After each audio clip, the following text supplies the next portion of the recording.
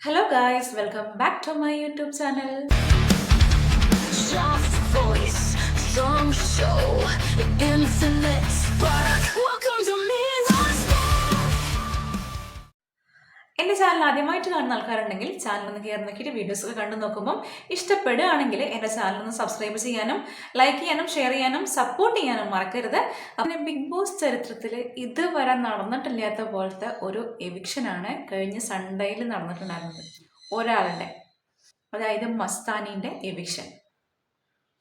അതൊന്ന് കാണേണ്ടത് തന്നെയായിരുന്നു. ഞാൻ ഇന്നലെയാണ് ഈ ഒരു എപ്പിസോഡ് കണ്ടിട്ടുണ്ടായിരുന്നത്. സൺഡേ എനിക്കത് കാണാൻ പറ്റിയിട്ടുണ്ടായിരുന്നില്ല. സോ ഇന്നലെ ഇരുന്നാണ് ഞാൻ ഈ ഒരു എപ്പിസോഡ് കണ്ടത്. ഞാൻ തന്നെ അന്തം വിട്ടുപോയി.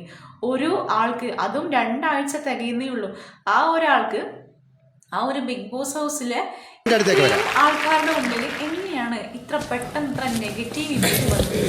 ആ ഒരാൾ പുറത്തു പോകുമ്പോൾ എന്തൊരു സന്തോഷമാണ് അന്നുള്ള ആൾക്കാർക്ക് അല്ലേ?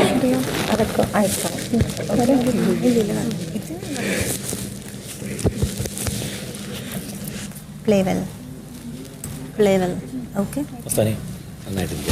ഏയ് ഞങ്ങൾ ആരും കൈയടിക്കുന്നില്ല, ഞാൻ ചെറുപ്പത്തിൽ ചെയ്യില്ല. ചില സമയത്ത് നമ്മൾ കുസൃതി കാണിക്കുന്നൊക്കെ പറയുന്നത് ഞങ്ങൾ കേട്ടിട്ടുണ്ട്. അതുപോലത്തെ ഒരു സാധനമാണിത്. അഹങ്കാരത്തിന് കയ്യും കാലം വെച്ചൊരു സാധനമായിരുന്നു ഈ ഒരു മസ്താനി ആ വീടിനുള്ളില്. ആരെയും വകവയ്ക്കാതെ ഞാൻ എന്തോ ഭയങ്കര സംഭവമാണ് എന്നുള്ള രീതിയിലാണ് മസ്താനി ആ വീടിനുള്ളിൽ ഓരോ ദിവസവും ഓരോരുത്തരുടെ നേരെയും ഓരോരോ കാര്യങ്ങൾ പറഞ്ഞുകൊണ്ട് നടന്നിരുന്നത്. അങ്ങനെ പറയാൻ പറ്റുള്ളൂ. ഒരു കാരണവുമില്ലാതെ ഉനിയില് ഒന്ന് വീഴാൻ പോയപ്പോൾ പിടിച്ചതിനെയാണ് പറഞ്ഞത് എന്നെ ബാഡ് ടച്ച് ചെയ്തു എന്നുള്ളത്. ഇങ്ങനത്തെ ഒരു കണ്ടസ്റ്റന്റിനെ ഒന്നും ഒരിക്കലും അതിനുള്ളിൽ വെച്ചോണ്ട് നിൽക്കേണ്ട ആവശ്യമില്ല. എന്തിന്? ആളുകളുടെ ഉള്ളിലേക്ക് ഈ ഒരു വ്യക്തിനെ കാണുമ്പോൾ തന്നെ അത്രയ്ക്ക് ഇറിറ്റേഷനാണ് തോന്നിയിട്ടുണ്ടായിരുന്നത്. മസ്താനീനെയൊക്കെ നമ്മൾ ഇന്റർവ്യൂസിൽ കണ്ടിട്ടുണ്ട്, അവരുടെ ഇന്റർവ്യൂസൊക്കെ കാണാറുണ്ടായിരുന്നു, ഇഷ്ടപ്പെടാറുണ്ടായിരുന്നു. പക്ഷേ ഇയാളിനി ഇത് കണ്ടന്റ് ആയിട്ട് ഇറക്കിയതാണോ എന്താണോ? ഇയാളുടെ നേരിട്ടുള്ള സ്വഭാവം, അതായത് റിയൽ ആയിട്ടുള്ള ക്യാരക്ടർ എങ്ങനെയാണെങ്കിൽ അയ്യോ സമ്മതിക്കണം. എങ്ങനെ ഇതിനെ അഡ്ജസ്റ്റ് ചെയ്യാൻ പറ്റും? ലൈഫിൽ എങ്ങനെ അഡ്ജസ്റ്റ് ചെയ്യാൻ പറ്റും ഈ ഒരു ക്യാരക്ടറിനെ?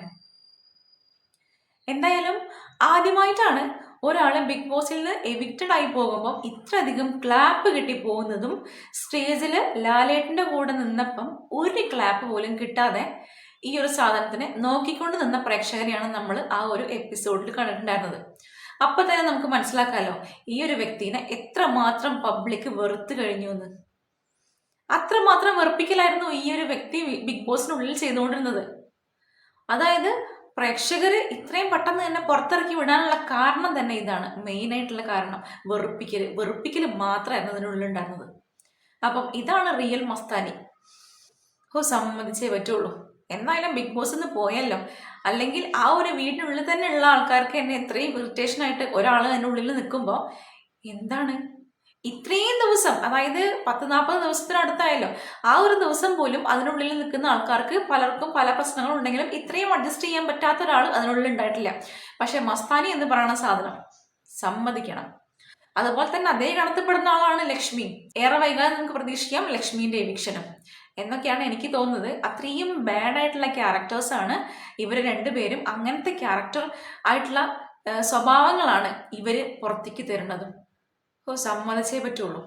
ഈ ഒരാളെ ഇത്രയും നേരം എവിക്ഷൻ ചെയ്യാൻ വോട്ടിംഗ് കൊടുക്കാതിരുന്ന പ്രേക്ഷകർക്കും പുറത്തേക്ക് വിട്ട ബിഗ് ബോസിനും എന്നായാലും ഒരു ബിഗ് സല്യൂട്ട് തന്നെ പറയാം.